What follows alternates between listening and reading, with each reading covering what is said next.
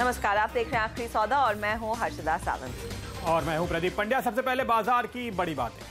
Nifty 10,000 के बेहद करीब पहुंच चुका है। सरकारी बैंक, तेल और गैस और आईटी, ये वो सेक्टर्स हैं जहां से मदद मिलती हुई आज नजर आई है। 10,000 का लेवल अब तो वक्त की बात ही लगती है, 22 पॉइंट दूर है मुश्किल से। और हो भी क्यों ना, देखिए दिग्गजों में RIL, ITC ये सब मदद करते हुए नजर आ रहे हैं। रिलायंस में तो जाहिर है बहुत सारी पॉजिटिव रिपोर्ट्स आई हैं, ज्यादातर पॉजिटिव रिपोर्ट्स आई है कहना चाहिए। और ITC ने सिगरेट के दाम बढ़ा दिए। HDFC बैंक एक और दिग्गज था, उसका NPA थोड़ा बढ़ गया, लेकिन उसके बाद भी देखिए स्टॉक ऊपर है क्योंकि NPA केवल एग्री सेक्टर में बढ़ा है, इसलिए शायद बाजार को बहुत चिंता नहीं है। अंतर्राष्ट्रीय बाजारों की कमजोरी के बावजूद हम 10,000 की तरफ बढ़ रहे हैं, ये बड़ी बात है। आज हमारे बाजारों में जो तेजी है, आप देखिए ज्यादातर एशिया, यूरोप कमजोर खुला है, कल अमेरिका कमजोर था। अभी भी डाउ फ्यूचर्स में कोई खास इंटरेस्ट नहीं नजर आ रहा, लेकिन उसके बावजूद हम 10,000 के इस रिकॉर्ड लेवल की तरफ बढ़ते हुए नजर आ रहे हैं। तो ऐसे में ट्रेडर्स क्या कर रहे हैं? 9,900 के पुट और 10,000 के कॉल में सबसे ज्यादा पोजीशन बनी है। हालांकि आज की इस तेजी के दौरान आप देखिए तो 10,000 के कॉल की पोजीशन थोड़ी बहुत कटी है, लेकिन अभी तीसरी सबसे पॉपुलर स्ट्राइक है। ये जानना इंटरेस्टिंग होगा, आखिर 10,000 पे अभी भी राइटर्स का हौसला बरकरार क्यों है, उनमें पैनिक क्यों नहीं है? तो क्या इसका मतलब है कि टारगेट कहीं काफी करीब आ गए? इस सवाल का जवाब लेने की कोशिश करेंगे हम आगे हर्षद। और सिर्फ 20-21 पॉइंट की ही दूरी है और देखिए यही जोश है आज दिन भर बाजार में कि किन लेवल्स पर हम जाकर टिकेंगे और क्या वो 10,000 का लेवल आज हम छू पाएंगे या नहीं। फिलहाल उस लेवल के इंतजार में 9978 के लेवल्स देखने को मिल रहे हैं इस समय निफ्टी पर। साथ ही साथ अगर आप सेंसेक्स देखिए तो यहाँ पर भी सुबह से ही जोश बना हुआ है। 250 पॉइंट का उछाल इस समय सेंसेक्स दिखा रहा है और आज की खरीदारी आप कह सकते हैं चौतरफा है। तो मिड कैप इंडेक्स देखिए ये भी पार्टिसिपेट करता हुआ करीब 100 अंकों का उछाल यहाँ पर भी दिखेगा। 80 पॉइंट ही सही तेजी है और बैंक निफ्टी लगातार आउट परफॉर्म कर रहा है। 24,442 के लेवल्स यहाँ पर भी देखने को मिले हैं। तो जश्न की तैयारी तो पूरी तरह है। बिल्कुल, और इस जश्न की तैयारी में हम सभी दिग्गजों से सवालों का जवाब लेंगे कि निफ्टी 10,000 का लेवल जब छू रहा है तो बाजार में अब अगले टारगेट क्या होंगे। मार्केट एक्सपर्ट आनंद टंडन भी जुड़ेंगे हमारे साथ। इसके अलावा कल बड़े नतीजों का दिन है, तो Asian Paints, Axis bank, Bharti Airtel, इन सभी पर आवाज का अनुमान आपको बताएंगे और नतीजों के पहले क्या पोजीशन बनाए ये पूछेंगे अपने एनालिस्ट से। नतीजों के बाद हम चर्चा करेंगे इन्फो एज के मैनेजमेंट से आज इस कार्यक्रम के दौरान। इसके साथ ही रोज की तरह आपसे कुछ ही देर में बताएंगे आपको कहां लॉन्ग करें और कहां शॉर्ट। मोतीलाल ओसवाल के राहुल शाह हैं हमारे साथ। 3 बजे निफ्टी पर कॉल लेंगे 4 दिग्गजों की और 3:15 पर आपको बताएंगे BTST या STBT, यानी आज लगाओ कल कमाओ की रणनीति। लेकिन आज जो 10,000 की तरफ हमारी चाल बड़ी है और तेजी से बढ़ती हुई दिखाई दे रही है, इसमें बड़ा हाथ देखिए दिग्गजों का ही है। तो इंडेक्स गेनर्स के साथ ही आज की शुरुआत करेंगे। रिलायंस इंडस्ट्रीज करीब 2% ऊपर, ये अच्छी तेजी में है। काउंटर 1600 के ऊपर निकला। HDFC बैंक ने भी पार्टिसिपेट किया नंबर्स आने के बाद और ITC सुबह से ही चुस्ती दिखा रहा है। यहाँ पर इन्होंने सेस का भार कम करने के लिए सिगरेट के दाम बढ़ाए हैं अलग अलग कैटेगरीज में और उसका फायदा देखिए स्टॉक पर आता हुआ। इसके अलावा अदानी पोर्ट, यस बैंक जैसे काउंटर्स हैं जहां पर भी हमने देखा निफ्टी में सबसे ज्यादा पोजीशंस तेजी की बनती हुई दिखाई दे रही हैं। अगर आप बाकी के स्टॉक्स पर नजर डालें तो बैंक्स और खासकर सरकारी बैंकों में काफी दमखम देखने को मिला है। आंध्रा बैंक अच्छी तेजी में आज। OBC, IDBI, यूनियन बैंक और बैंक ऑफ बड़ौदा जैसे काउंटर्स है जहां पर 1.5 से 2% या फिर उससे ज्यादा की तेजी बनती हुई दिखाई दे रही है। इनफैक्ट कई काउंटर्स तो 3% भी ऊपर है आज। साथ ही साथ देखिए टेक्नोलॉजी कंपनियों ने भी साथ दिया है आज की तेजी का। विप्रो आउट परफॉर्म करता हुआ, इसके अलावा TCS, इन्फोसिस हिस्सा है इस तेजी का और मजेस्को में भी फिर से हमने देखा है काफी रफ्तार आई है। 3% का उछाल यहां देखने को मिला है। मिड कैप स्टॉक्स जहां पर हमने देखा 80 पॉइंट का उछाल है। किस तरह के काउंटर्स आउट परफॉर्म कर रहे हैं? केमिकल कंपनियां, तिरुमलाई 90 रुपए ऊपर है, लगभग 8-8.5% का उछाल। एलेंबिक फार्मा में हमने देखा अच्छी तेजी बनती हुई। HCC जैसे काउंटर्स भी 7% भागे हैं। टीटागढ़ वैगन्स, BEML, ये कुछ काउंटर्स हैं जहां पर हमने देखा है तगड़े वॉल्यूम्स पर अच्छा प्राइस एक्शन देखने को मिला है। नतीजों के लिहाज से इन्फो एज के नंबर्स देखकर स्टॉक में अब थोड़ी सी मुनाफा वसूली हावी होती हुई। IRB इंफ्रा नतीजे आए और उसके बाद अब देखिए 3% का उछाल देखने को मिला है। GIC हाउसिंग के नंबर्स इतना इंप्रेस नहीं है बाजार, हालांकि numbers on the face of it ठीक लगे, लेकिन ऊपरी लेवल्स पर आई है यहाँ पर मुनाफा वसूली। और आइए आपको दिखाते हैं निफ्टी का चार्ट। आज निफ्टी पर ही नजर है, 10,000 के लेवल पर सभी की नजरें टिकी हुई हैं। तो जानने वाली बात यह होगी कि ये 10,000 का लेवल कितने करीब है और यहां पर क्या बाजार रुकेगा, क्या 10,000 के ऊपर हम 11,000 की तरफ जाएंगे या 10,500 की तरफ बढ़ते हुए आगे नजर आएंगे या यहां से करेक्शन देखने को मिलेगा? आज हम इस सवाल का जवाब लेने की कोशिश करेंगे, लेकिन पहले बात करते हैं 10,000 का टारगेट आ रहा है या नहीं। आता हुआ बिल्कुल नजर आएगा आपको। देखिए, ये इंट्राडे चार्ट है, आर्ली कैंडल्स हैं और यहां पर आप गिन सकते हैं पूरे 6 दिन, यानी पिछला पूरा हफ्ता और उसके पहले का एक दिन हम कंसोलिडेट करते रहे 9900 से 9800 के बीच में, और आज खुलने के साथ ही पहले ही घंटे में बाजार ऊपर निकल गया, इस कंजेशन जोन के बाहर निकल गया और अब हम कोशिश कर रहे हैं 10,000 के करीब जाने की। तो एक शॉर्ट टर्म में ब्रेकआउट आ चुका है और इस ब्रेकआउट का टारगेट कम से कम 10,000 तो बनता ही है, यानी 10,000 ज्यादा दूर नहीं नजर आ रहा। अब सवाल केवल इतना ही है कि आज अगले 1 घंटे के दौरान आ जाएगा या कल तक इंतजार करना पड़ेगा फिलहाल इस ट्रेंड को देखते हुए। लेकिन जो दूसरा सवाल हम उठा रहे हैं कि क्या ये टिकेगा, यहां पर अगर आप लंबी अवधि के टारगेट्स देखने की कोशिश करते हैं तो हम आपको दिखाते हैं मंथली चार्ट्स। और इस मंथली चार्ट पे आप ये देखिए, फरवरी 2016 का जो लो है 6800, यहां से हमने तेजी पकड़ी और हम करीब करीब 9,000 के लेवल के आसपास पहुंचे थे सितंबर तक।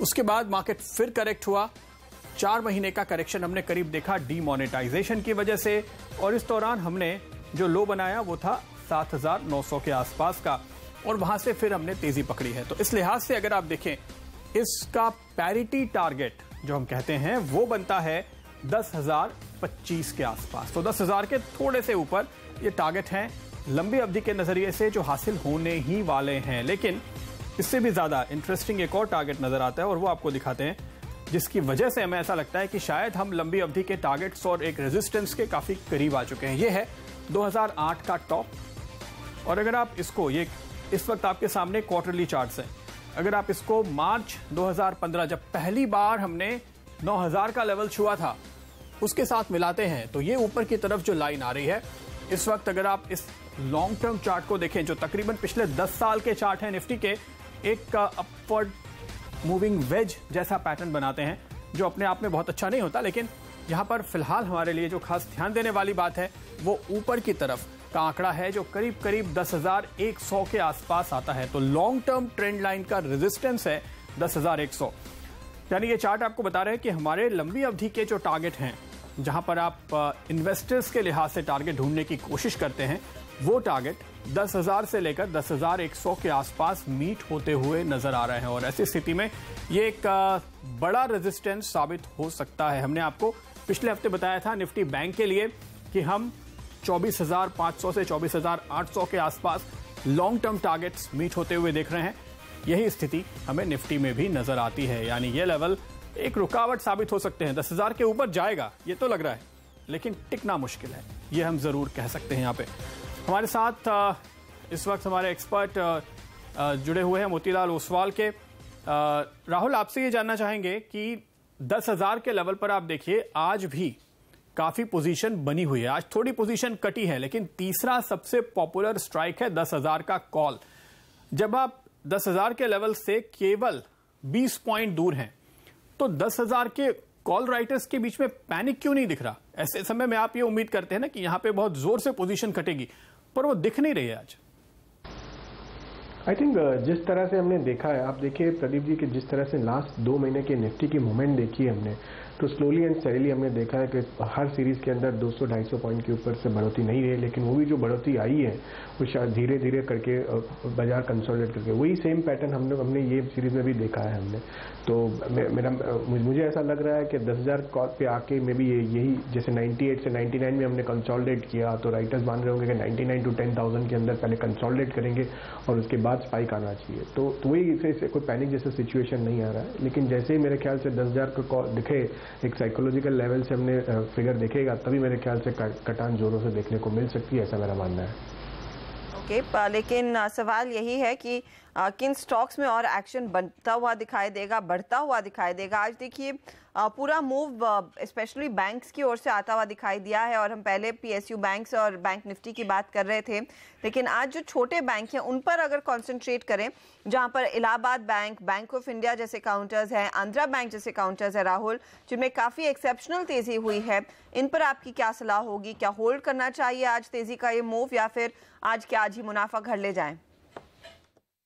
आई थिंक ओवरऑल हमने जो पैटर्न देखा है PSU मिड कैप बैंक्स के अंदर, तो काफ़ी रेंज बाउंड रहा है। एक स्पाइक के बाद फिर वापस फिजल आउट हो जा रहा है, वैसा हमने देखा है पैटर्न कितने टाइम से। तो मैं मानूंगा इसमें से स्टॉक्स पिकिंग के लिए मिड कैप बैंक्स के अंदर बहुत ही सिलेक्टिव रहना चाहिए। जो हालांकि आपने जो नाम बताया, bank of India, Andhra, Allahabad bank में, तो मैं मानूंगा इनों में से तीनों सबसे स्ट्रॉन्गेस्ट मुझे लग रहा है कि ये बैंक ऑफ इंडिया रह सकता है, कि down race to reward favourable भी रह सकता है। तो मैं मानता हूं कि ये स्टॉक 152 के नीचे बन नहीं आया तब तक लॉन्ग करके चले जा सकते हैं, और ऊपर में 175 तक का लक्ष्य देखने को मिल सकता है इसके अंदर। ओके आज आप देखिए बैंक ऑफ इंडिया वो स्टॉक है जहां पे इन सरकारी बैंकों में सबसे ज़्यादा पोजीशन भी बनती हुई नजर आई है रिलेटिवली, अगर आप दूसरे शेयरों के मुकाबले में देखते हैं तो। लेकिन अडानी पावर आज पूरे वायदा कारोबार में सबसे तगड़ी पोजीशन का बिल्डअप, लॉन्ग बिल्डअप जो दिख रहा है वो अडानी पावर में दिख रहा है। क्या लगता है आपको इस स्टॉक पे क्या तेजी करेंगे इस समय? ऐसे भी राहुल देखिए चूंकि काफ़ी शेयर महंगे हो गए हैं, तो जो 20, 25, 30, 35 रुपए वाली कैटेगरी है वहाँ पे तो बड़ा मजा आ रहा है ट्रेडर्स को। प्रदीप जी, बिल्कुल आपने जैसे देखा है कि काफ़ी सारे पेनी स्टॉक्स या छोटे स्टॉक्स जो लो प्राइस स्टॉक्स में जहाँ पे हाई डेट है फिर भी वो सब में लाइमलाइट में रहे हैं। हमने देखा कि GMR इंफ्रा आज फोकस में लॉन्ग बिल्डअप, JP में भी सेम हमने देखा है लास्ट 3-4 दिन में अच्छी खासी बढ़ोतरी देखने को मिली है। सेम चीज़ आज मेरे ख्याल से ये अदानी पावर में भी देखने को मिली है, थोड़े बहुत लॉन्ग बिल्डअप होने को दिख रहा है। स्टॉक में 4% के ऊपर चल रहा है, तो मेरे हिसाब से एक बार रिस्क डेफिनेटली ये लिया जा सकता है। पूरा सेक्टर ऐसे जो बास्केट है मेरे ख्याल से उसमें बना के देखे तो सभी तेजी की तरफ दिख रहे हैं। तो मेरे ख्याल से 3150 के एक स्ट्रिक्ट स्टॉप लॉस से लॉन्ग किया जा सकता है। 36 तक का ये लक्ष्य देखने को मिल सकता है अदानी पावर के अंदर। तो ये फिलहाल राय अदानी पावर पर। बहुत बहुत शुक्रिया हमारे लिए समय निकालकर राहुल अपनी सलाह देने के लिए इन सभी काउंटर्स पर। इस बीच नतीजों पर एक बार फिर फोकस करते हैं और IRB इंफ्रा आपकी स्क्रीन पर है। जून तिमाही में अच्छे परफॉर्मेंस देखने को मिला है। कंपनी की आय देखिए 21% बढ़ी है, मुनाफे में 31% का उछाल देखने को मिला है। हमारे साथ IRB इंफ्रा के CFO अनिल यादव जुड़ गए हैं। यादव साहब, कंग्रेचुलेशंस, एक फेयरली स्ट्रॉन्ग क्वार्टर। लेकिन अगर आप हमें ये बता सके, यहाँ पर मार्जिन्स पर थोड़ा सा दबाव बनता हुआ दिखाई दिया है, ये कॉन्ट्रैक्ट होते दिखाई दे रहे हैं। EBITDA लेवल पर मैं देख रही हूँ 51% से घट कर 45% पर आ गए हैं। इसके पीछे क्या वजह रही है?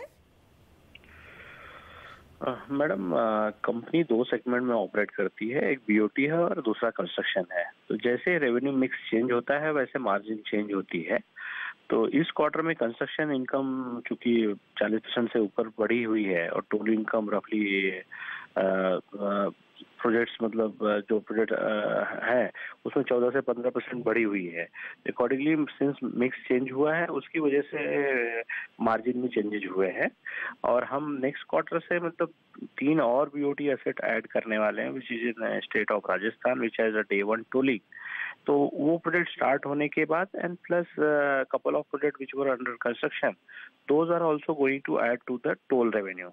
So from next quarter onwards, we believe that the margin should come back to the original level, around 50% kind of thing. Okay, तो आप उम्मीद करें कि वापस उसी लेवल पर चला जाएगा। लेकिन हम देख रहे हैं यहाँ पे एक अदर एक्सपेंडिचर का फिगर है जो करीब डबल होता हुआ करीब 45 करोड़ से बढ़ गया है, 50 वाला 95 हो गया है। अदर इनकम है जहाँ पे करीब 25 करोड़ से बढ़ोतरी दिख रही है, इसको भी जरा अगर समझाएं। यस, अदर इनकम जो इन्वेस्ट से कैश आए थे, मतलब उसका जो इन्वेस्टमेंट किया हुआ है उससे मतलब उससे जो इनकम आ रही है उसकी वजह से अदर इनकम बढ़ा हुआ है। और प्लस मतलब जो इन्वेस्ट के सेल पे प्रॉफिट हुआ था उसकी वजह से अदर इनकम बढ़ा हुआ है। अदर एक्सपेंसेस जो इन्वेस्ट से रिलेटेड मतलब कुछ खर्चे हुए थे, मतलब विद रिगार्ड टू मतलब since IRB was also one of the selling share holder, तो IRB ने भी इन्वेस्ट से रिलेटेड कुछ खर्चे किए हुए थे, तो that is coming in the expenditure side. ये सारे वन टाइम है ये मानना चाहिए मिस्टर यादव? ये मतलब जो अदर इनकम है और अदर एक्सपेंडिचर में increase, that is basically only and reason being invest की वजह से हुए हैं। तो 23 करोड़ का जो एक्सपेंडिचर इनकम है और प्लस जो मतलब 30-40 करोड़ की एक्सपेंडिचर में बढ़ोतरी हुई है, दैट विल नॉट बी मतलब फ्रॉम द नेक्स्ट क्वार्टर। अच्छा, आपने कहा था कंस्ट्रक्शन एक्टिविटी इस बारी थोड़ी सी स्ट्रॉन्ग है, तो यहाँ पर ऑर्डर बुक क्या 8,900 करोड़ के आसपास होगी? फिर ये कितनी और आप बढ़ा पाएंगे इन द कमिंग क्वार्टर्स? कुछ आपने टारगेट जहन में रखे हैं? कंस्ट्रक्शन ऑर्डर बुक 8,900 करोड़ ही मतलब हमें नेक्स्ट 2 साल की क्लियर विजिबिलिटी देगा और उसके बेसिस पे ही हम 10 से 15% के आसपास ग्रो कर पाएंगे within regard to the construction. And whatever the additional project we will get, that will be basically adding to the further growth. And further from next quarters, we will be start getting income from the trust also, which will be roughly 12% kind of income from the 900 crores of what we are having in the trust. So then definitely that will add up to the other income. Okay. ये जो एक और board ने approval दिया है Pathankot Amritsar project को InvITs के तौर पे करने के लिए, ये क्या एग्जिस्टिंग इनविट का हिस्सा होगा या ये नया इशू होगा? नहीं, ये एग्जिस्टिंग इनविट का हिस्सा होगा. ये असेट्स का जो एंटरप्राइज वैल्यू है दैट इज मतलब basically coming on the same discounting same IRR के बेसिस पे इसका वैल्यू आ रहा है 15 से 15.5 बिलियन, 1500 से 1550 करोड़ रुपया. उसमें 900 करोड़ का डेट है. Balance money will be available to the IRB. And this will, now the board has given approval. This will get transferred. शुक्रिया सर हमारे लिए समय निकालने के लिए. अनिल यादव कंपनी के सीएफओ डिटेल्स देते हुए आईआरबी के इस पर्टिकुलर क्वार्टर के लिए, जैसे उन्होंने कहा 8,900 करोड़ की ऑर्डर बुक है जो फुलफिल करेगी यहाँ से आगे के बिजनेस प्रोस्पेक्ट्स को लार्जली बाकी के साल के लिए. और कुछ और ऑर्डर्स मिलते हैं तो उसका फायदा ऑफ कोर्स स्टॉक में दिखाई देगा. 3% ऊपर वो काउंटर इस समय ट्रेड कर रहा है. हम लेंगे इस मोड पर एक छोटा ब्रेक. आगे हमारे साथ जुड़ेंगे ट्रेड स्विफ्ट ब्रोकिंग के संदीप जैन और साथ ही टेक चेक लेंगे kiranjadhav.com के किरण जाधव का के साथ. बाजार में निफ्टी के हाल देख लेते हैं. 53 पॉइंट ऊपर 99, 67, 68 के लेवल्स देखने को मिले हैं. तो इंतजार है उस 10,000 के मार्क का. नजर उसी पर रहेगी ब्रेक के बाद भी.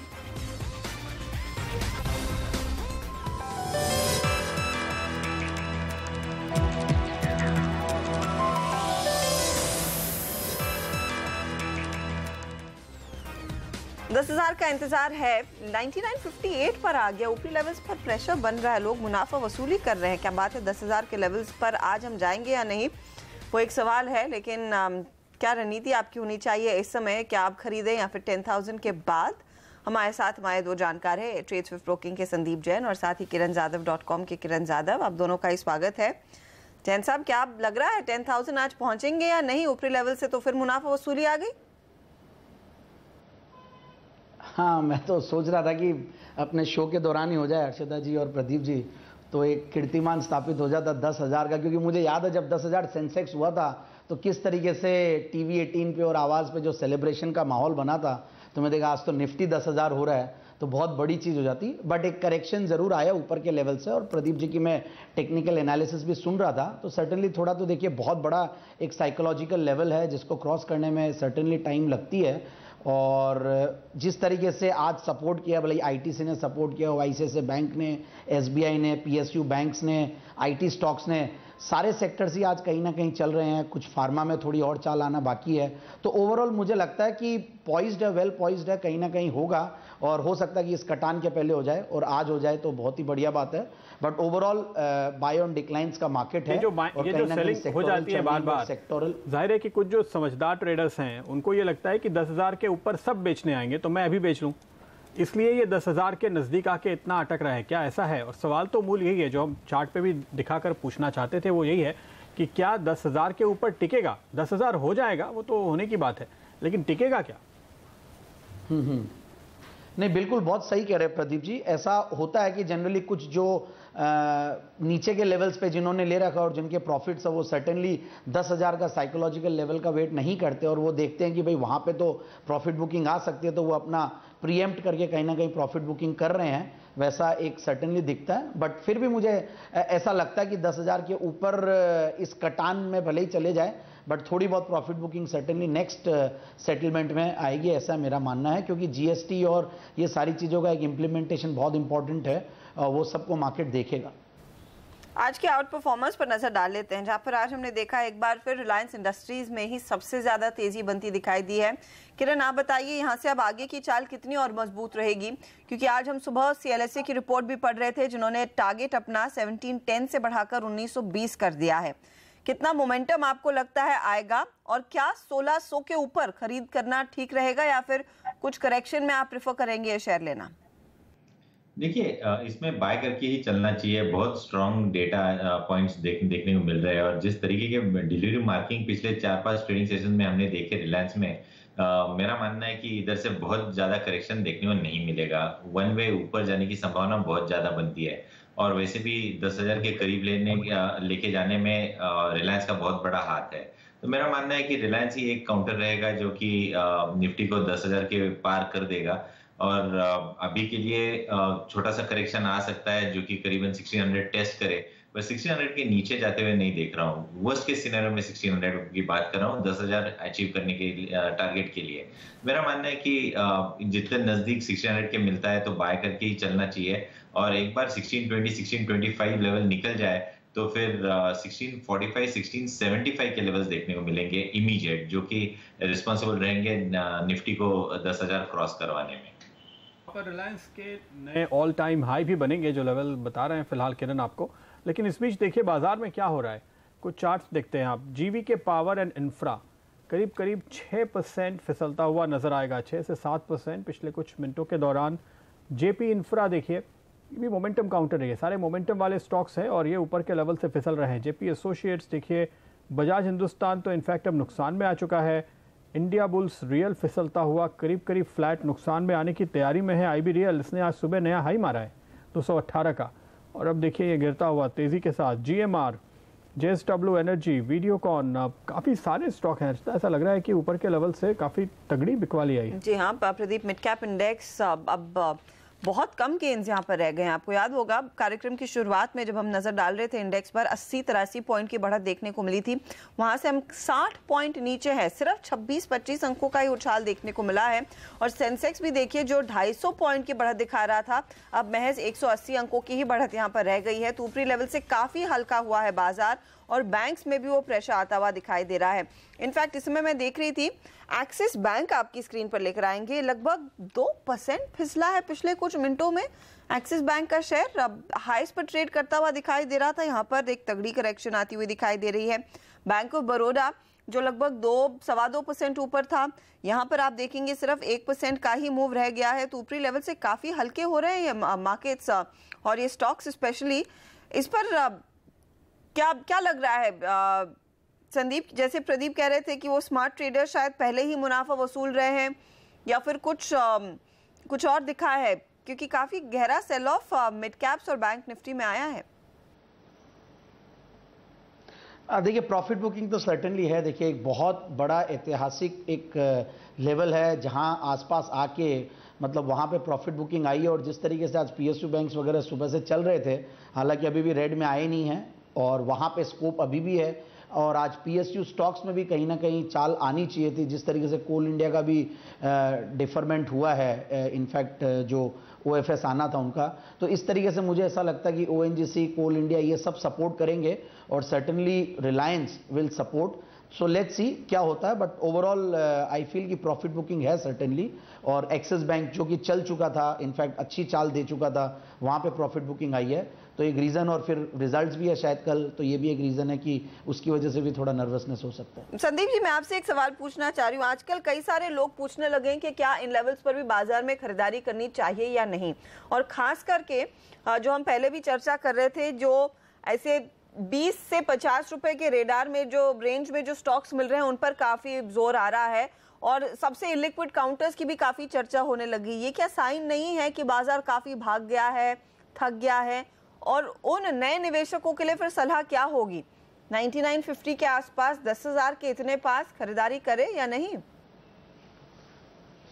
बहुत ही बेहतरीन सवाल है। देखिए हर्षदा जी, ये इनफैक्ट ये मुझे पहले ही ये कमेंट देना चाहिए था, और आपके सवाल से तो अब बढ़िया तरीके से मैं देने की कोशिश करूंगा कि जिस तरीके से आज कई स्टॉक्स है एकदम, देखिए जिसमें डेट हेवी कंपनीज है और फंडामेंटल्स है ही नहीं है, तो फंडामेंटल्स को नज़रअंदाज करते हुए जब कई स्टॉक्स की प्राइसेस बढ़ते हैं तो वो एक सर्टेनली एक डरने का सिग्नल है। और मेरे हिसाब से आज कई स्टॉक्स है भाई, जीवीके पावर है या पार्श्वनाथ है, या बहुत ही जंक स्टॉक्स है, कई आलोक इंडस्ट्रीज, अब वहाँ पे स्पेशल सिचुएशन वाले कुछ पी फंड्स हैं, वो लोग आ रहे हैं और वहाँ पे वैल्यू दिख रही है। जिस तरीके से राकेश झुनझुनवाला जी ने लिफ्ट पहले स्पाइस जेट किया था, बहुत महीने पहले की बात कर रहा हूँ, और अभी जेपी को किया, तो उसकी वजह से थोड़ा बहुत चाल आ रहा है और लोगों को यही लग रहा है कि हर जगह कहीं ना कहीं बाइंग ऐसी आ सकती है बड़े निवेशकों से। बट मैं ये राय दूंगा कि इन लेवल्स पे थोड़ा सा अवॉइड करें और फंडामेंटली जो बहुत अच्छे स्टॉक्स हो अभी भी वहां अपॉर्चुनिटीज है। जैसा कि आज एक बहुत बड़ी अपॉर्चुनिटी मुझे आरसीएफ में दिख रही है, क्योंकि एक अपना बहुत स्ट्रॉन्ग रेजिस्टेंस है 80 रुपीज का, जिस लेवल को क्रॉस किया है। 75 रुपए के लगभग इसका ओएफएस आया था और 81 रुपए के लगभग इसका अनाउंसमेंट हुआ था। उसके बाद वहां पे जाके जिस तरीके की एपिटाइट है, और मुझे ऐसा लगता है कि आरसीएफ यहां से बहुत बड़ा मूव दे सकता है। पिछली बार चेतन चौहान की तरह 99.90 से बिल्कुल घूम के आया है, बट इस बार मुझे लगता है 3 फिगर में जाएगा। जिस तरीके से कंपनी के पास लैंड बैंक है, तो यहां पे सिर्फ पेशेंस को टेस्ट करना है, ये टेंशन नहीं है कि कैपिटल इरोजन होगा। तो मेरे हिसाब से और भी सारे स्टॉक्स ऐसे हैं, इनफैक्ट आज आईआरबी के नंबर्स आए तो वो भी करेक्टेड स्टॉक है, वहां पे ध्यान दिया जा सकता है। तो स्टॉक्स वो ढूंढे, एक्सट्रीमली स्टॉक स्पेसिफिक होना पड़ेगा। अपॉर्चुनिटी सर्टेनली अभी के बाजार में भी है। ओके, लेकिन ये बताइए कि आप पोरिंजू को फॉलो करते हुए जीवी के पावर एंड इंफ्रा लेंगे क्या संदीप जी? नहीं, मैं फॉलो, देखिए मैं सुना जरूर हूं उनके बारे में, बट मैं वैसे फॉलो नहीं करता, क्योंकि कहीं ना कहीं जब तक हर आदमी की अपनी अपनी एक रिस्क एपिटाइट होती है, अपने अपने पेशेंस लेवल्स होती है, अपनी रिसर्च होती है। ठीक है, उन्होंने लिया होगा, बहुत बड़े दिग्गज इन्वेस्टर आजकल सेलिब्रेटेड इन्वेस्टर हैं, ले रहे हैं वो।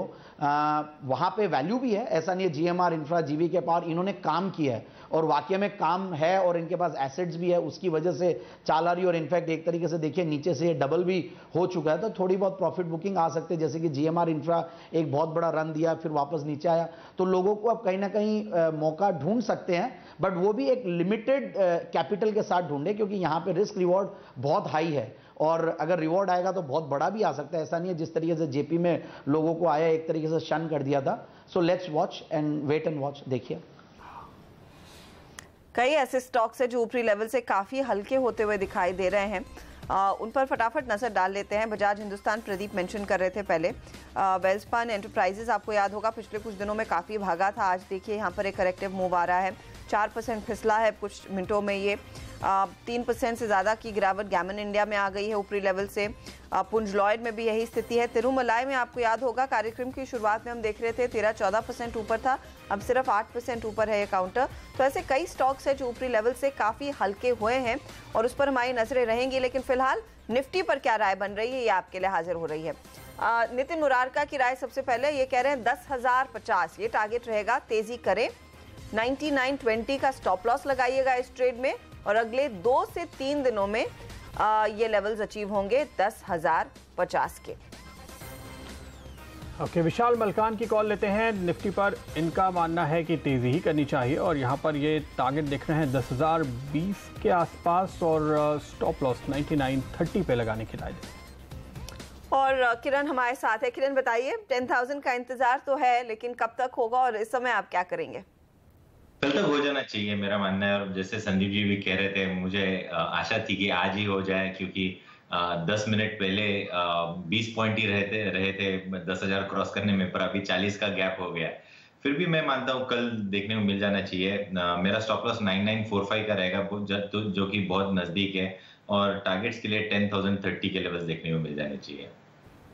संदीप वागले भी हमारे साथ जुड़ गए हैं। वागले साहब, आप क्या कहेंगे, निफ्टी पर क्या किया जाए?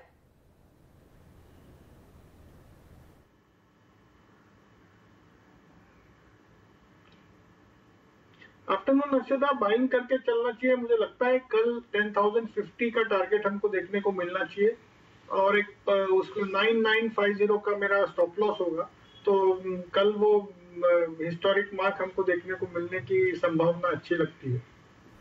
M&M के फाइनेंशियल के नंबर्स आ चुके हैं और यहाँ पर एक डिसअपॉइंटमेंट है क्योंकि 47 करोड़ का ही मुनाफा कंपनी ने पोस्ट किया है।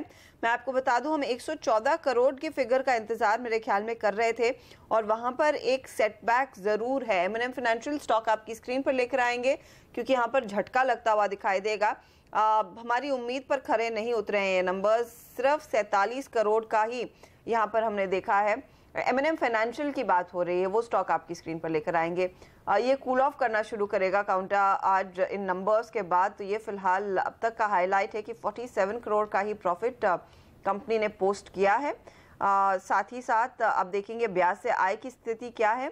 ब्याज से आय हमारा अनुमान तो है 819 करोड़ 820 करोड़ के आसपास आएगी, यानी कि हम उम्मीद कर रहे हैं ये ईयर ऑन ईयर बेसिस पर 21% बढ़ेगी। लेकिन फिलहाल मुनाफे का आंकड़ा तो इनलाइन बिल्कुल नहीं है। 114 करोड़ के मुकाबले 47 करोड़ पर आया। इनफैक्ट पिछले क्वार्टर आपको मैं बता दूं ये 87 करोड़ पर था, तो स्थिति और भी खराब होती हुई जरूर दिखाई दे रही है। और वो स्टॉक आपकी स्क्रीन पर रहेगा, इस पर एक चेक भी लेंगे कि क्या किया जाए, क्योंकि बीच में लगा था कि कंपनी की स्थिति थोड़ी सी बेहतर होने लगी है, लेकिन अब फिर से इस प्रॉफिट के फिगर में तो कुछ और ही स्थिति बनती दिखाई दे रही है। संदीप, आपकी quick analysis. Sandeep Jain, M&M financial profit 47 crore ही। हाँ देखिए, रिजल्ट्स तो at the face of it खराब आए हैं, बट मैं थोड़ा सरप्राइज रहता हूँ कि हर बार रिजल्ट ज़्यादा अच्छे नहीं आ रहे इस कंपनी के। एक बहुत ही बेहतरीन ग्रुप है, इतना बड़ा एक पेडिग्री के बाद, और जिस तरीके से बाकी NBFCs अच्छा परफॉर्म कर रही है, तो यहाँ इस तरीके के रिजल्ट शायद नहीं आने चाहिए थे। बट फिर भी मुझे ऐसा लगता है कि इस सेक्टर में अगर रहना ही है, और इनफैक्ट रहना भी चाहिए, इनफैक्ट NBFCs में बहुत ज़बरदस्त एक ड्रीम रन आया और आगे भी मुझे ऐसा लगता है कि ग्रोथ सस्टेन होगी। तो कैपिटल फर्स्ट ये एक स्टॉक है जो मुझे बहुत बढ़िया लग रहा है इन लेवल्स पे, और रिलायंस कैपिटल पे भी ध्यान दिया जा सकता है। तो प्लस मन्नापुरम फाइनेंस ऑलरेडी चल चुका, थोड़ा अगर डिक्लाइंस पे आए तो वो एक स्टॉक है जहां पे मेरे को कन्विक्शन दिखता है। 83 करोड़ का प्रोविजनिंग की है, एडिशनल प्रोविजनिंग की है M&M फाइनेंशियल की ओर से, यह अपडेट आया है। कुछ और डिटेल्स हम आपके लिए लेकर आएंगे। इस तिमाही नतीजे पर लेंगे एक छोटा ब्रेक, लौटेंगे जल्द ही। साथ ही आपको बताएंगे कल और भी कई बड़ी कंपनियां हैं जो अपने नतीजे पेश करने वाली हैं, जिसमें भारतीय एयरटेल शामिल है, एशियन पेंट्स शामिल है, मेरे ख्याल में हीरो मोटोकॉर्प भी शामिल है। तो लिस्ट लंबी है, इस सब पर भी एक चेक लेंगे हमारी रिसर्च टीम के साथ कि क्या एक्सपेक्टेशन है। आप बने रहिए CNBC आवाज पर।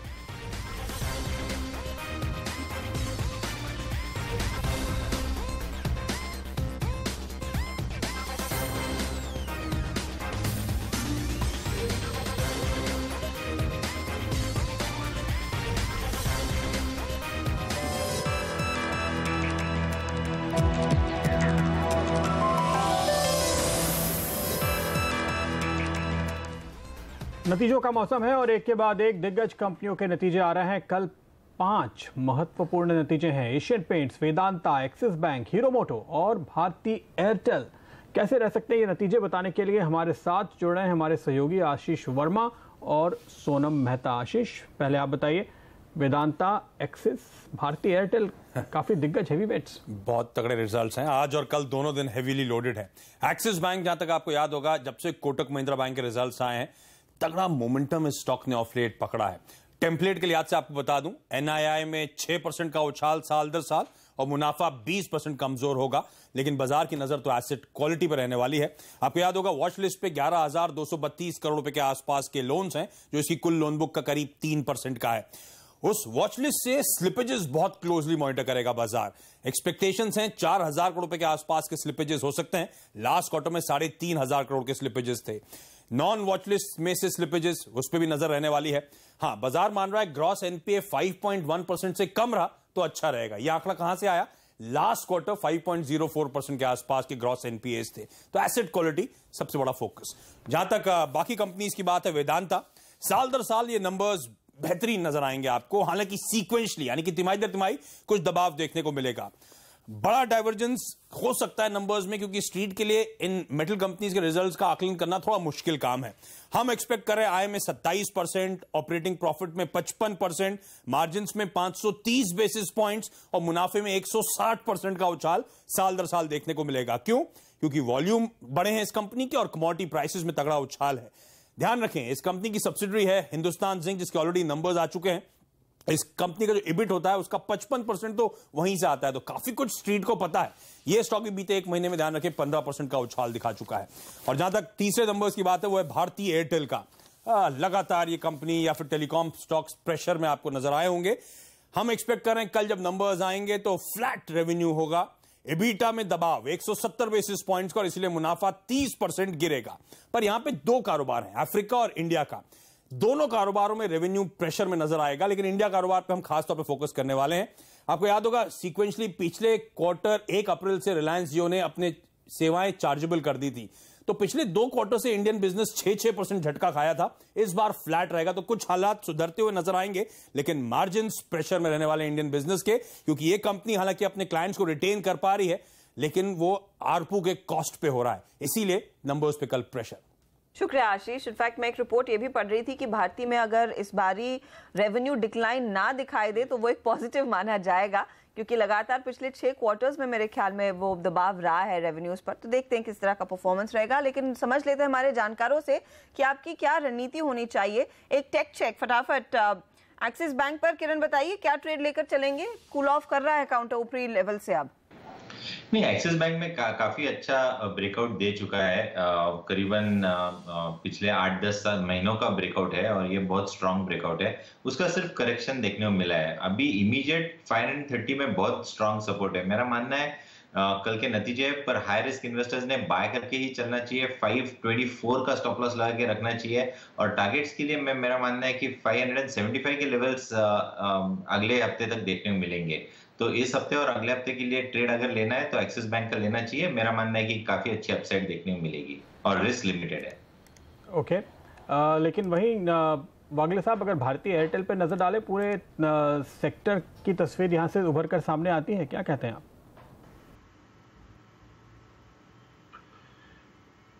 प्रदीप, थोड़ा सा सरप्राइजिंग है कि भारतीय इन स्पाइट ऑफ एवरीथिंग अभी भी होल्ड कर रहा है, तो मुझे ऐसा वीकनेस दिखाई नहीं देता है। हाँ, अगर कल रिजल्ट्स डिसअपॉइंट करेंगे तो शायद we can see lower prices, but एक 430 का एक क्रूशियल रेजिस्टेंस है, वो शायद वहां पर अटक सकता है।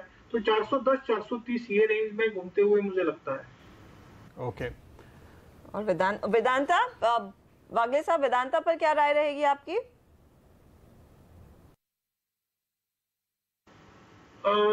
थोड़ा सा लॉस ऑफ मोमेंटम 3 दिनों में हमने देखा है at a higher level of around 272-274, but इतना वीकनेस नहीं कि 260 ब्रेक करके और नीचे जाए। तो मुझे लगता है 260 होल्ड करेगा, 275 बहुत जल्दी ब्रेक नहीं करेगा। 260-272 ये रेंज में मुझे वेदांता दिखता है। ठीक है, तो ये 3 कंपनियां जिनकी हमने चर्चा की, लेकिन इसके अलावा 2 और बड़ी कंपनियां हैं। एक है हीरो मोटोकॉर्प और दूसरा है एशियन पेंट्स। और सोनम हमारे साथ है। सोनम, पहले हीरो से क्या उम्मीद हो?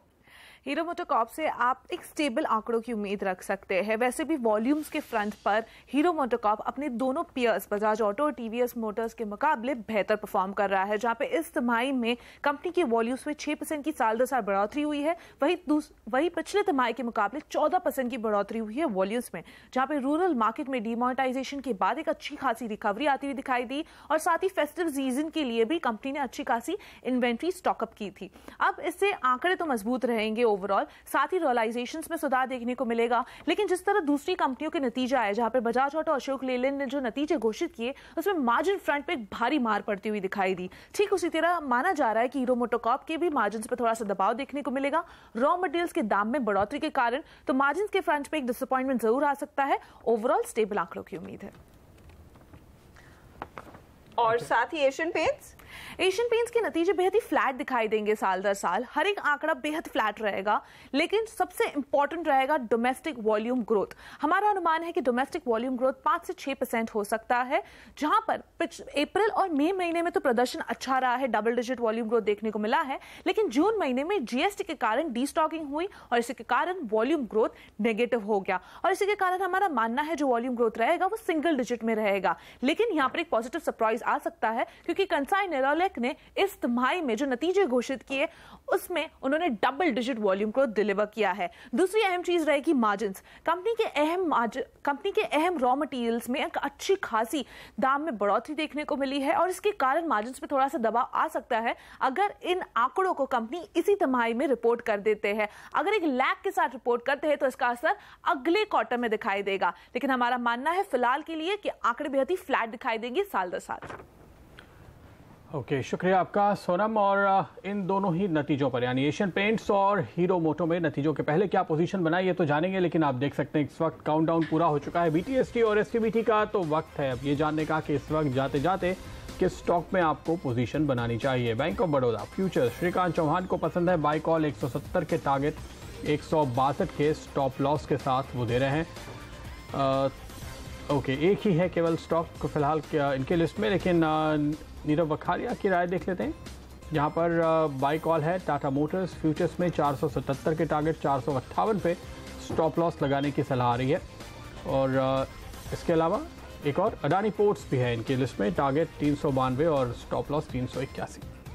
कुछ और जानकारों की भी राय ले लेते हैं। यहाँ पर किरण हमारे साथ है। किरण, आपके रेडार पर क्या रहेगा? आज सवेरे 7 बजे मॉर्निंग कॉल में मैंने BML रिकमेंड किया था, उसी को कंटिन्यू करना चाहूंगा। बहुत ही शानदार चार्ट पैटर्न है और मेरा मानना है कि अभी भी अपसाइड देखने को मिल जानी चाहिए। अभी स्टॉप लॉस 1625 का रेकमेंड करूंगा और टारगेट्स के लिए 1725 के लेवल्स देखने को मिलेंगे।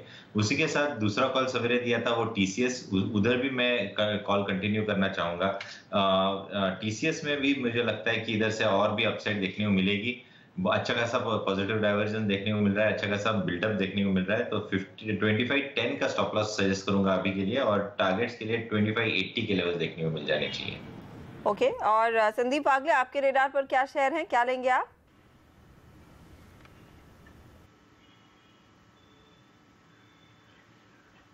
अच्छा, अपोलो हॉस्पिटल में मैं BTST करके जाऊंगा। वैसे मेरे दोनों BTST हैं। 1275 का स्टॉप लॉस होगा, 1305 का टारगेट होगा।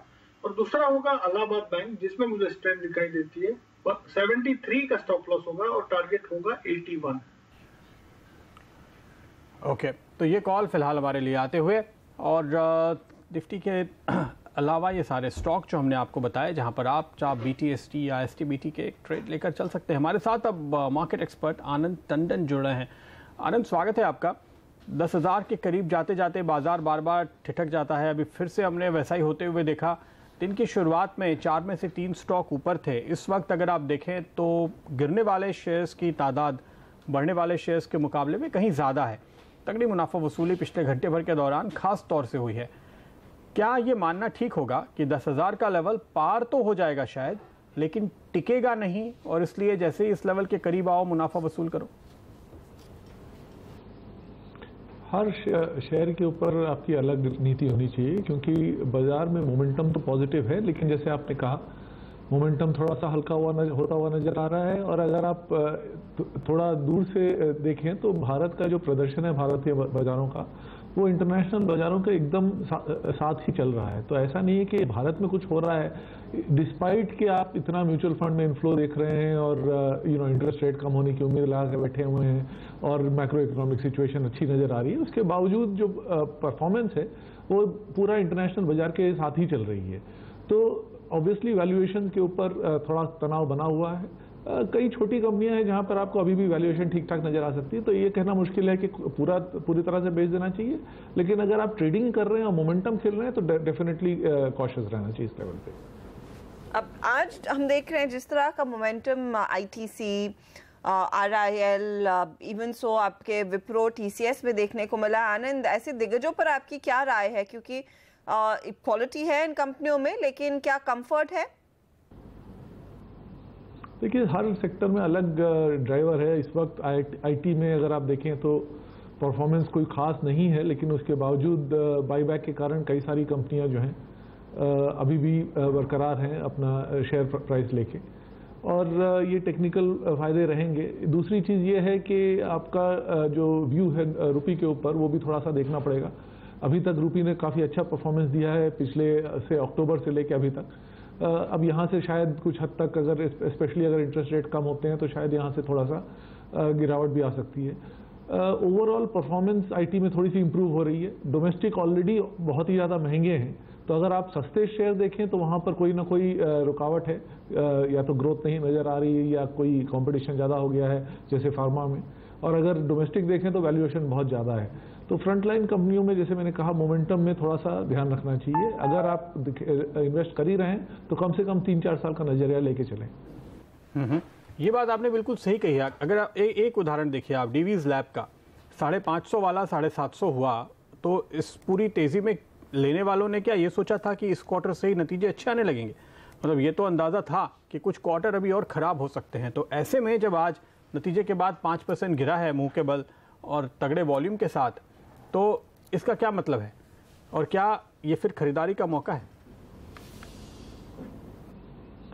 डिवीज में देखिए, अगर वापस एक्सपोर्ट शुरू हो जाता है तो डेफिनेटली ये बड़ी यूनिक सी कंपनी है, क्योंकि इनके जो प्रोडक्ट्स थे बड़े इंपॉर्टेंट थे उनके बायर्स के लिए, और सब उसको बना नहीं सकते हैं। प्रॉब्लम हमेशा से ये थी, जब से उनको एफडीआई का प्रॉब्लम शुरू हुआ तब उसके कारण ही गिरावट आई है। वो अगर प्रॉब्लम आप मान के चलें कि सॉर्ट आउट हो चुकी है तो डेफिनेटली वो काफ़ी हद तक रिट्रेसमेंट होगा। जैसे आपने कहा, रिजल्ट इस तिमाही में तो कम से कम नहीं आएंगे, क्योंकि अभी ही प्रॉब्लम सॉल्व होने की संभावना है और उसके आगे ही जाके उनका वॉल्यूम फिर से बढ़ेगा। देखने वाली बात यह है कि कहाँ तक वो वापस अपना मार्केट शेयर ले सकते हैं। मेरे हिसाब से कई बायर्स जो हैं उन्होंने ऑल्टरनेट सोर्स निकाल लिया होगा, तो पूरा शायद मार्केट शेयर नहीं भी मिले, लेकिन क्वालिटी ऑफ कंपनी बहुत बढ़िया है और अगर एफडीए का इशू सॉल्व हो जाता है तो वापस वैल्यूएशन बढ़ना सटीक ही है। एक स्टॉक जो इनफैक्ट फिर से रेडार पर आने लगा है वो है एंड्योरेंस। 2-2.5% का उछाल पिछले कुछ मिनटों में, जहां पर ऊपरी लेवल से मिड कैप काउंटर्स थोड़ा सा हल्के होते हुए दिखाई दे रहे थे। एंड्योरेंस टेक्नोलॉजीज, क्या सलाह होगी संदीप जैन, क्या ट्रैक करते हैं स्टॉक को आप? देखिए, नया आईपीओ था तो वैसे ट्रैक में था, और वैसे ये स्टॉक की क्वालिटी बहुत ज़बरदस्त है, बट वैल्यूएशंस के लिहाज से भी कोई बहुत सस्ता नहीं है। और कहीं ना कहीं ऐसा सुनने में आता है कि जो भी मैनेजमेंट है वो बजाज ऑटो से कहीं ना कहीं रिलेटेड मैनेजमेंट है, तो उसकी वजह से भी मुझे ऐसा थोड़ा कन्विक्शन, थोड़ा कॉन्फिडेंस आता है। बट स्टिल मेरी राय यही रहेगी कि थोड़ा नीचे आने पे ही बाइंग करे तो ज़्यादा बेहतर होगा। और वैसे अगर देखा जाए तो ऑटो इंसुलरीज में ऑलरेडी बहुत सारे बहुत सस्ते स्टॉक्स दिखते हैं मुझे, जहाँ पे दाव लगाया जा सकता है। जैसा कि मैंने फ्राइडे को भी रेकमेंड किया था, मुंजाल शोआ, वो स्टॉक मुझे अभी भी सस्ता लगता है फंडामेंटल्स के लिहाज से। मुंजाल ऑटो है, उसको भी देखा जा सकता है। फिर जेबीएम ऑटो, उसको देखा जा सकता है। ओके संदीप, संदीप जैन साहब, कल जिस स्टॉक पे नज़र होगी, सालासर टेक्नो इंजीनियरिंग, ये आईपीओ लिस्ट होने वाला है। बड़ा छोटा सा इशू था, लेकिन करीब 273 गुना सब्सक्राइब हुआ था, और जब ये इशू क्लोज हो रहा था तब भी सभी की नज़र इस पर थी और हमने इस पर बात भी की थी। क्या लगता है आपको इसमें? देखिए, बहुत छोटा सा आईपीओ था, तो हालांकि हमारे यहाँ भी डिमांड आई थी, लास्ट में एप्लीकेशंस लगी थी इस पर्टिकुलर स्टॉक में, बट हमने ना ही इस पर बहुत डीप स्टडी की, क्योंकि कहीं ना कहीं इतना छोटा आईपीओ तो लगाने से फिर पैसा ही ब्लॉक होना, और अलॉटमेंट एक लॉटरी की तरह होगी। कंपनी कहीं ना कहीं जो टेलीकॉम रिलेटेड जो काम करती है, ठीक है, फंडामेंटल्स बुरे नहीं हैं, और जिस तरीके का रिस्पांस आया है तो सर्टेनली प्रीमियम पे भी अच्छा लिस्ट होगा। बट स्टिल मैं कहीं ना कहीं बहुत कॉन्फिडेंट नहीं हूँ कोई भी कमेंट करने में। एमएनएम फाइनेंशियल सर्विसेज आपकी स्क्रीन पर एक बार फिर लेकर आते हैं। ब्याज से आय में उछाल जरूर देखने को मिला है, भले ही इस क्वार्टर में 83 करोड़ का एक एक्स्ट्रा प्रोविजनिंग कंपनी ने की है। मुनाफा प्रेशर में है, 47 करोड़ पर आया है, जहां पर हम 100 करोड़ से ज्यादा की उम्मीद कर रहे थे। लेकिन स्टॉक निचले लेवल से फिर से तेजी दिखा रहा है, 3.5% का उछाल। लेकिन एनपीए के आंकड़े देखिए, ये 4.4% पर आया है quarter on quarter as against 3.6%। Gross NPA में भी हमने देखा है 9% से बढ़कर 10.7% पर आंकड़ा आता हुआ। अब आनंद, ये पहली बार नहीं है कि नंबर्स के लिहाज से कुछ फैक्टर्स हैं जो डिसअपॉइंट कर रहे हैं इस कंपनी के, लेकिन जो बीच में झटका दिया था और मेजर क्राइसिस ऑफ कॉन्फिडेंस हुई थी एमएनएम फाइनेंशियल के साथ, क्या वैसी स्थिति दोबारा होती हुई दिखाई देगी इन एनपीए के आंकड़ों को देखकर, या फिर अभी भी कंपनी थोड़ी सी संभल गई है और अब यहाँ से ज्यादा पॉजिटिव्स गिनने चाहिए? मैं डायरेक्टली तो रिजल्ट्स को एनालाइज नहीं कर सकता इतनी जल्दी, लेकिन एक चीज़ ज़रूर है कि ये कंपनी जो है, इनकी रिपोर्टिंग थोड़ी सी एग्रेसिव रहती है, और बाकी फाइनेंशियल कंपनी जो स्मूथ आउट करने की कोशिश करते हैं अपने फाइनेंशियल्स, वो मैंने देखा है कि एटलीस्ट महिंद्रा नहीं करते। दूसरी चीज़ ये है कि उनके जो मार्केट है, क्योंकि इतना सारा लोन वेवर हुआ है कई स्टेट्स में, तो मेरा मानना ये है कि रूरल सेक्टर में इस साल कोई खास आपको प्रेशर नज़र नहीं आएगा, और अगर लोन की रिकवरी में ज़्यादा प्रॉब्लम होनी नहीं चाहिए, क्योंकि रूरल इंडिया में पैसा आ गया है और फिर से आपका मानसून अच्छा आया है। तो ओवरऑल स्ट्रक्चरली पॉजिटिव स्टोरी है। अब इसमें स्पेसिफिकली ये परफॉर्मेंस, उसको थोड़ा टाइम लगेगा समझने के लिए। लेकिन आज देखिए रूरल सेक्टर में तो एनपीए एचडीएफसी बैंक को भी आ गए। आनंद, ये तो काफ़ी चिंता की बात होगी। देखिए वो टाइमिंग की इशू है। हर बैंक जो है वो कभी ना कभी कुछ ना कुछ जगह पर थोड़ा बहुत एनपीए दिखा देता है। क्योंकि आपने इलेक्शन के वक्त ये देखना पड़ेगा ज्योग्राफी कहाँ पर है, बिकॉज कई जगह जो वेवर्स हुए थे वो पॉलिटिकल कारण हुए थे और उसके कारण जहाँ पे भी वेवर हुए हैं वहाँ पर थोड़ा सा प्रभाव जरूर पड़ सकता है। लेकिन अगर आप आगे जाके देखेंगे तो जैसे मैंने कहा, क्योंकि सिचुएशन इंप्रूव हो रही है, बेसिकली रूरल इंडिया को पैसे चाहिए। आप किसी भी तरह से उनको पैसे दीजिए, भले आप दाम एमएसपी बढ़ा कर दीजिए या सब्सिडी दे के दीजिए या आप एमरेगा से दीजिए या आप लोन वेवर करिए, तो उसका अगले 1 साल तक कंजम्पशन पैटर्न ठीक रहता है। उसके बाद फिर से प्रॉब्लम शुरू हो जाती है। तो क्योंकि इतना बड़ा तगड़ा लोन वेवर हुआ है, पुरानी नंबर जरूर खराब आएंगे, आगे नंबर बढ़िया आने की संभावना बढ़ जाती है। इनफैक्ट कुछ और काउंटर्स आपकी स्क्रीन पर लेकर आते हैं जहां पर हमने देखा है वॉलेटिलिटी जरूर देखने को मिल रही है, लेकिन अब नेशनल लेवल से एक अच्छी रिकवरी भी आ रही है। सिम्फनी एक और बार तेजी में है, 5-5.5% का उछाल इसमें बनता हुआ दिखाई दिया है। और कमिंस एक स्टॉक है जहां पर तेजी दिख रही है। इनफैक्ट कमिंस में तो सुबह में कुछ एफआईआई ब्रोकरेजेस की रिपोर्ट्स भी मैं पढ़ रही थी, मेरे ख्याल में एचएसबीसी के रेडार पर आया है ये। भागने साहब 1034 पर क्या लेंगे? 3% ऊपर है स्टॉक।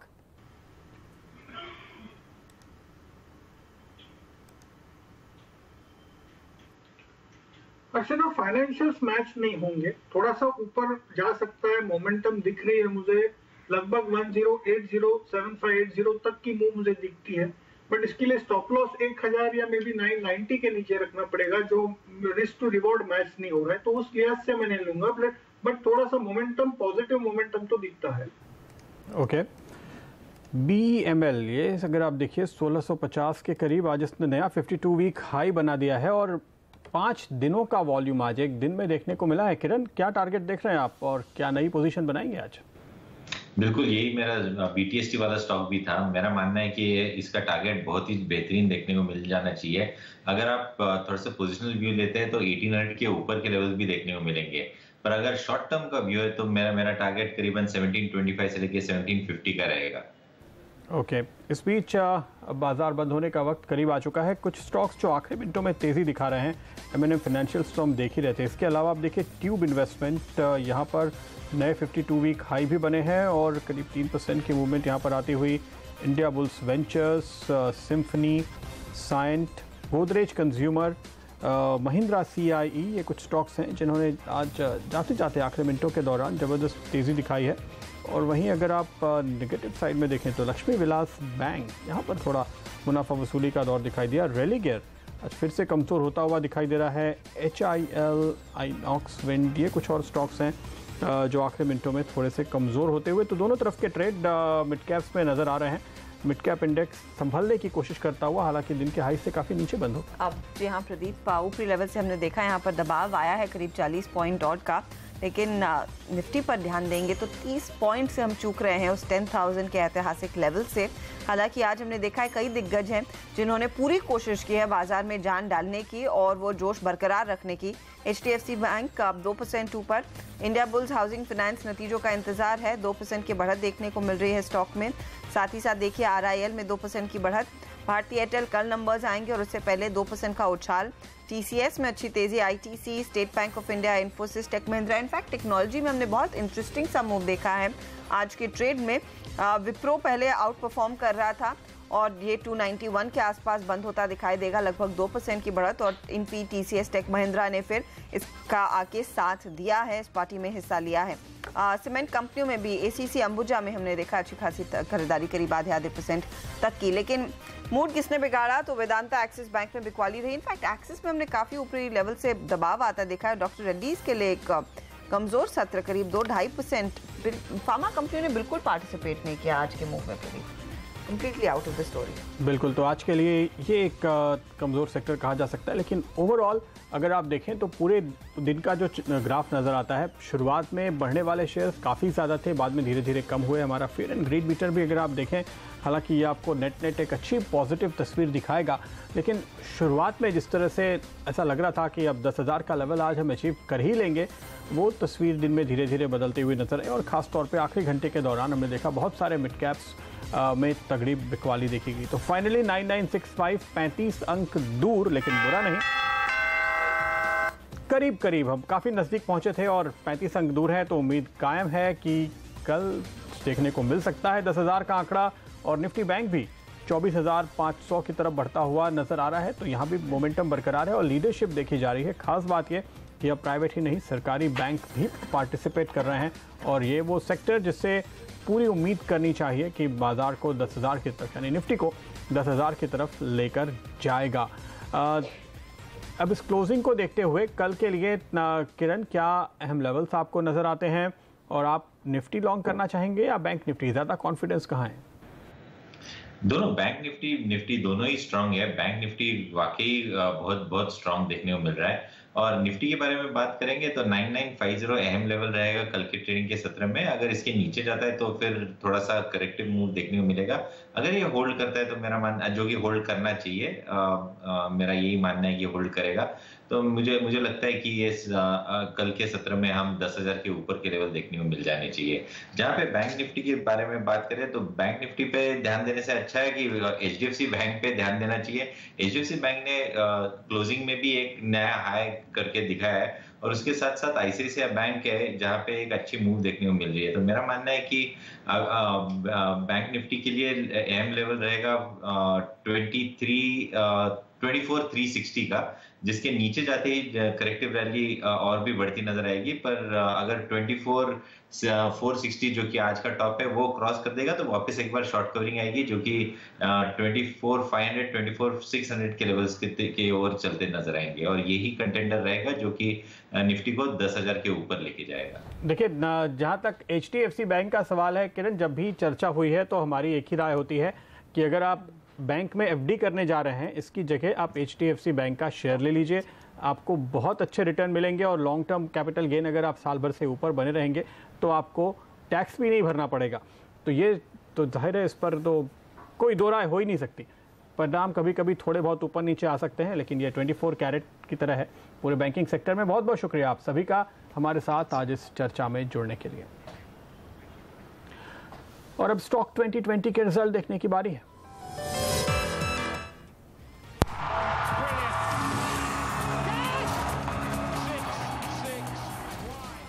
और आज 10,000 के इंतजार में देखिए हमारे कैप्टन्स की टीम ने भी पूरा जोश दिखाया है और काफी क्लोज फिनिश है। 2.45% के रिटर्न्स के साथ नीरज ने लेकिन बाजी मारी है। 2.34% की कमाई हेमंत की टीम ने आज की। तो देख लेते हैं कौन से वो शेयर थे जिन्होंने आज आउट परफॉर्म किया हमारे दोनों कैप्टन्स के लिए। और यहाँ पर देखिए सिर्फ तेजी के कॉल्स नहीं है, कुछ बिकवाली मंदी के भी कॉल्स हैं। JK बैंक तेजी का खिलाड़ी था नीरज के लिए और एमटेक ऑटो भी, लेकिन MRPL और डीवीज लैब में इन्होंने बिकवाली की सलाह दी थी आज बाजार खुलने से ठीक पहले। हेमंत की टीम पर नजर डालिए तो सभी तेजी वाले खिलाड़ी Metalyst forging, Sterlite technologies, Fortis Malar hospital और जियोजीत फाइनेंशियल, इनमें हमने देखा अच्छे रिटर्न्स बने।